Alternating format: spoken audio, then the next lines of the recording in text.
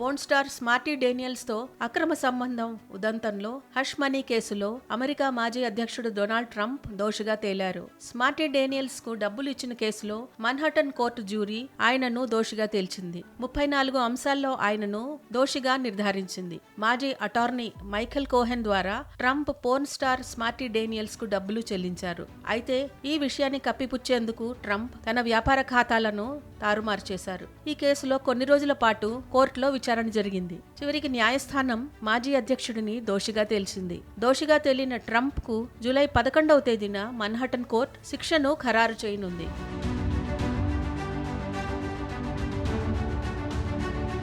ఇక తన తండ్రి దోషిగా తేలడంతో కుమార్తె ఇవాంకా ట్రంప్ ఎమోషనల్ పోస్ట్ చేశారు. ఈ మేరకు తన తండ్రితో ఉన్న చిన్ననాటి ఫోటోను సామాజిక మాధ్యమాల్లో పోస్ట్ చేశారు. ఆ ఫోటోకు లవ్ యూ డాడ్ అంటూ హార్ట్ ఎమోజీతో కూడిన క్యాప్షన్ ఇచ్చారు. ప్రస్తుతం ఈ ఫోటో నెట్టింట వైరల్ అవుతోంది. ట్రంప్ అమెరికా అధ్యక్షుడిగా ఉన్న సమయంలో ఇవాంకా వైట్ హౌస్ లో ఆయనకు అడ్వైజర్ గా సేవలు అందించింది. ఆ తర్వాత గత ఎన్నికల్లో ట్రంప్ ఓడిపోవడంతో ఆమె తన తండ్రి వ్యవహారాలపై ఎక్కడా మాట్లాడలేదు.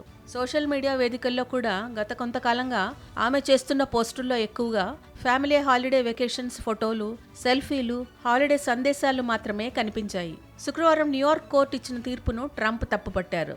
జ్యూరీ తీసుకున్న నిర్ణయం అవమానకరమని, నిజమైన తీర్పు నవంబర్ 5వ తేదీన జరగనున్న దేశాధ్యక్ష ఎన్నికల్లో తెలుస్తుందని ట్రంప్ అన్నారు. ఇక ఈ ఏడాది నవంబర్లో జరగనున్న దేశాధ్యక్ష ఎన్నికల్లో రిపబ్లికన్ పార్టీ తరపున ట్రంప్ పోటీ చేయనున్నారు.